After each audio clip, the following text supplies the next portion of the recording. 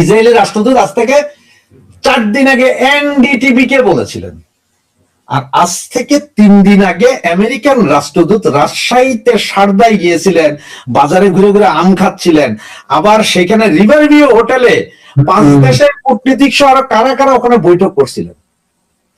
পুশিনের জায়গাটাতে ওনাদের ঘুরার কামটা কি, ওখানে বিভিন্ন জায়গায় ঘুরার কামটা কি, ওনারা ওখানে এইদিকে ইসরায়েল বলে এই কথা, এরা সব একটু মিলান। যদি একটু না মিলাইতে পারেন তাহলে একটু মিলাই দিই। ইরাকে কি ছিল মনে আছে আপনাদের? মাস ডিস্ট্রাকটিভ ওয়েপন আছে, বলছিল কে? সংসদে দাঁড়ায় আমেরিকা। এরপর ওইটারে লিফে নিল কারা? ইসরায়েল। ইসরায়েলের পর কারা? ইউরোপ। সবাই লিফে নিছে, কিন্তু আব্বাই বলে দিছে। তো ঠিক এখন ওই যে ইসরায়েল বলছে, কারণ হচ্ছে ডোনাল্ড ট্রাম্পের একটা জিতা যুদ্ধ দরকার আছে, একটা যুদ্ধে জিততে হবে। ইরানে যুদ্ধ করতে যাইয়া মনে করছিল এটা খেয়া ফেলাবে লাড্ডুর মতো, দিল্লিকা লাড্ডু, কিন্তু এটা কাটাইয়া গলায় বিতে গেছে। না পারতেছে উগলাইতে, না পারতেছে ফালাইতে। ওদের পরবর্তী টার্গেট ওই যেমন পাকিস্তান, এটা আগেই বলে দিছে ইসরায়েল, আর এখন বাংলাদেশ আছে।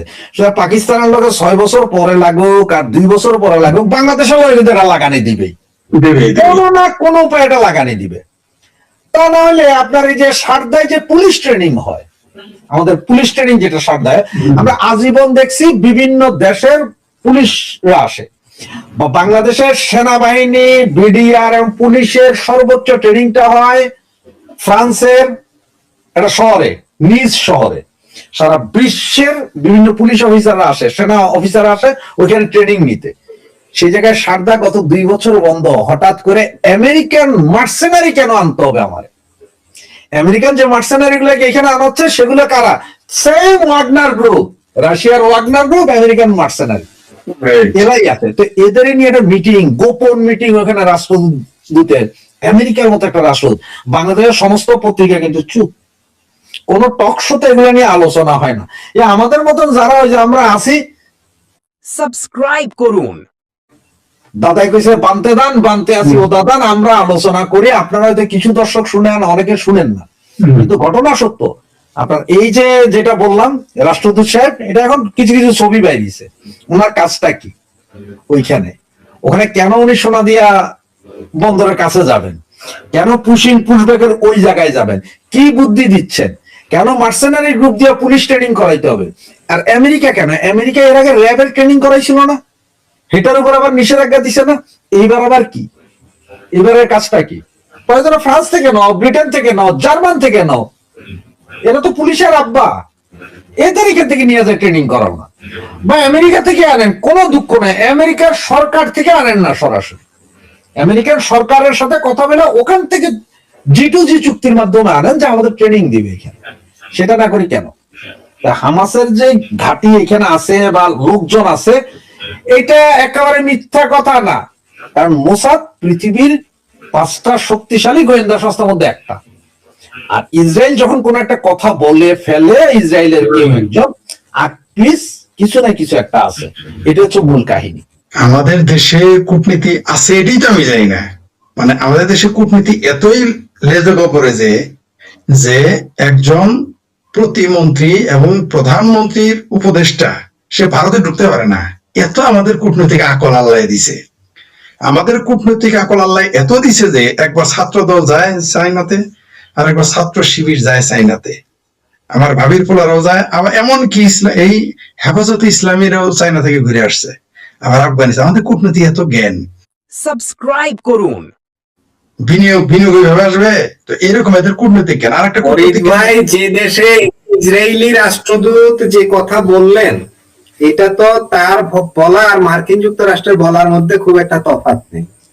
ওরা যেটা বলছেন এই কথা কথা উল্টো করেন, তফাৎ না বলেন যে তার কথাই আমেরিকার কথা, আমেরিকার কথা ইসরায়েলের কথা। তাহলে বিদেশি বিনিয়োগ এখানে আসবে কিভাবে? কোন ভরসায় আসবে? এমনি আসবে না। যতটুকু সম্ভাবনা কিঞ্চিত ছিল, যেদিন বলছে এখানে হামাসের ঘাঁটি আছে, আপনি ধরে নেন ইউরোপীয় ইউনিয়নের বিনিয়োগ খতম। আপনি ধরে নেন বিদেশের কোন সভ্য মানুষ এই দেশে আসবে না। ইসরায়েলের একটা মেসেজ আমি বলেছিলাম তো, আমি আপনার চ্যানেলে বহুবার বলেছি, অন্য চ্যানেলেও বলেছি, আমার চ্যানেল বলেছে, ভারত কিন্তু চিকনে মার দিবে। ভারত কিন্তু এই দেশকে এমন ল্যাং মার, কূটনীতি বুঝে ভারত কি গেমটা খেলে দিল। এটা যদি ভারত বলতো কেউ তো মানতো না। ভারত যদি বলতো এখানে আইএসআই ঘাঁটি আছে, ভারত যদি বলতো এখানে হিজবুল্লাহর ঘাঁটি আছে, মানতো না। ভারত যদি বলতো এখানে কি লস্করে তাইবার ঘাঁটি আছে, তাহলে কিন্তু মানতো না। পৃথিবী বলতো না, রাগ করে কইতাছে। কিন্তু এমন একটা লোক দিয়ে বলাইছে, মানে একেবারে এমন হ্যামারিং করছে, প্যারাকটা ঢুকে গেছে সম্পূর্ণ। মানে ইসরায়েলের রাষ্ট্রদূত, তারপর তিনি শুধু রাষ্ট্রদূত না, তাকে দক্ষিণ এশিয়ার দায়িত্ব দেওয়া হয়েছে। আবারও বলি, দক্ষিণ এশিয়ার দায়িত্ব প্রাপ্ত তিনি। শুধু তাই না, তিনি আবার আরেকটা উদাহরণ, তখন হায়দ্রাবাদ ছিলেন, আমি বলেছি, আমেরিকার নেতা ইসরায়েলে গিয়ে বলেছে যে ইসরায়েল এবং ইহুদি রাষ্ট্রের অস্তিত্বের উপরে আমেরিকার অস্তিত্ব নির্ভর করে বলেছে। কিন্তু আমেরিকা কিন্তু, ইসরায়েল কিন্তু কোনোদিন বলে নাই যে আমেরিকার অস্তিত্বের উপরে আমার অস্তিত্ব নির্ভরশীল। সুতরাং ইসরায়েলের সাথে ফাতরামি ছুটায় ফেলাবে। তবে একটা কথা বলে দেই আপনাকে, এটা ভবিষ্যৎবাণী আমি আগে করে রেখেছিলাম, তখন আমার ক্ষমতায় আমি বলেছিলাম যে বিএনপি জামাতে একদিন ইসরায়েলকে স্বীকৃতি দিবে। এমন হইতে পারে যে আব্বা ইসরায়েল তুমি আর কিছু বললো না, তোমার আমরা ওই যে আব্রাহাম অ্যাকর্ড ওটা সাইন করে দিই। এইটা একটা হইতে পারে যে এই চাপটা দিছে এই জন্য। তবে বাংলাদেশে ঘাঁটি আছে তো কোনো সন্দেহ নেই। বাংলাদেশটা শোনেন, যেই দেশে ব্যাঙের ছাতার মতো মাদ্রাসা গজায়, সাবস্ক্রাইব করুন। মাদ্রাসাতে কি তৈরি হবে আমাকে বুঝাই বলেন। এটা মানুষ, এটা আমরা যতই চাপা মারি রে ভাই, আকাশে চাঁদ উঠলে সবাই তো দেখে। আপনি যতই ঢেকে রাখেন, চাঁদকে তো ঢেকে রাখতে পারবেন না। যখন গিজ গিজ করে মাদ্রাসা, সেই দেশে তো কেউ বিনিয়োগ করবে না।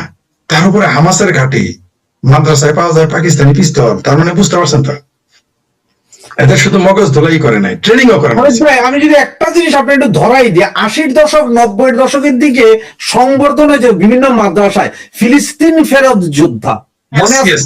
হ্যাঁ, ধন্যবাদ মনে করে দেওয়ার জন্য। শুধু তাই না, জিয়ার আমলে ফিলিস্তিন, জিয়ার আমলে গিয়ে যুদ্ধ করেছে। প্রথম বাংলাদেশের ফিলিস্তিনিতে যুদ্ধ করে জিয়ার আমলে গিয়ে প্রথম। কিন্তু অদ্ভুত তথ্য দেখেছেন, কার বিরুদ্ধে যুদ্ধ করেছে? ইসরায়েল। কিন্তু সেই ফিলিস্তিন, যার জন্য বাংলাদেশের মানুষ জান প্রাণ, তারা কিন্তু আমাদের মুক্তিযুদ্ধের পক্ষে ছিল না, আজও নেই। ফিলিস্তিনি মুসলমানেরা না তখন আমাদের মুক্তিযুদ্ধের পক্ষে ছিল, না এখন আমাদের মুক্তিযুদ্ধের পক্ষে আছে। কিন্তু ইসরায়েল কিন্তু আমাদের মুক্তিযুদ্ধের প্রথম স্বীকৃতি দানকারী দেশ, যদি আমরা সেটা স্বীকৃতি নেই নাই। এমনকি ভারতের সাথে যুদ্ধে আমাদের একজন জেনারেল ছিল, একজন জেনারেল ছিল ইহুদি, জেনারেল জ্যাকব। আবার ইসরায়েল আমাদের 1971-এ মুক্তিযুদ্ধে আমাদের সরাসরি ভারতের মাধ্যমে সহযোগিতা করেছে, অস্ত্র দিয়ে, তথ্য দিয়ে সহযোগিতা করেছে। লং রেঞ্জ মিসাইল যেগুলো দিছিল ভারতে, ওইটা দিয়েই তো মারছে পাকিস্তান, আমাদের সহযোগিতা করেছে। কিন্তু আজকে দেখেন, সেই ইসরায়েলকে আমরা অ্যাভয়েড করেছি। শেখ হাসিনা সরকার সেখানে ইসরায়েল ওটা তুলে দিয়েছিল, এখন এটা আবার যুক্ত করেছে। ইসরায়েল না গেলে তাদের কি কষ্টটা হবে, আর আমাদের ইসরায়েলে নিবে নাকি? আরে ভাই, আমাদের ভারতের আমাদের প্রতিমন্ত্রী, প্রধানমন্ত্রী, উপদেষ্টাকে ভারতে ঢুকতে দেয় না সার্ক ভিসা থাকার পরে। তো সেই দেশের মানুষ ইসরায়েল ঢুকতে দিবে? ইসরায়েলের কি লাভ হবে? আর ইসরায়েল যখন বাংলাদেশে ঢুকবে, ওর সাথে আমার সম্পর্ক আছে কিনা, ইসরায়েল থার্ড কান্ট্রি হয়ে ঢুকবে, টের পাবে। ইসরায়েল বাংলাদেশে ব্যবসা করতেছে না, ধুমসে ব্যবসা করতেছে। ইসরায়েলে কোন পণ্য নাই? ইহুদির কোন পণ্য বাংলাদেশে নাই? কোন পণ্যটা বাংলাদেশের না? ওষুধ তো সবই ভাগ্যিস ইসরায়েল পৃথিবীতে কিছু ওষুধ মাগনা মালিকানা ছেড়ে দিয়েছে, নয়তো এগুলো কিনা খাইতে হইতো। তারা ওগুলো দাবি রাখতো কম্পিউটারের মতো, টাকা দিতে হইতো তাদের। ইসরায়েল ওগুলো ছাড় দিয়েছে। যাই হোক, ইসরায়েল যে অভিযোগটা আমাদের বিরুদ্ধে করেছে, এটা অবশ্যই সত্যতা আছে, এবং তার যে মন্তব্যটা সারা পৃথিবী গ্রহণ করবে। এবং অবশ্যই আমাদের দেশে বিনিয়োগে বাধা হবে, আমাদের ভিসাতে বাধা হবে, কারণ হামাসের ঘাঁটি তো, এটা তো সারা পৃথিবীতে হামাস যে সমস্ত দেশে নিষিদ্ধ, সেই দেশ আমাদেরকে মার্কিং এ রাখবে। আর ইসরায়েল বলা মানে কি? এটা আমেরিকা বলা। ইসরায়েল বলা মানে কি? এটা হলো ইউরোপীয় ইউনিয়ন বলা। ইসরায়েল বলা মানে কি? এটা অস্ট্রেলিয়া বলা।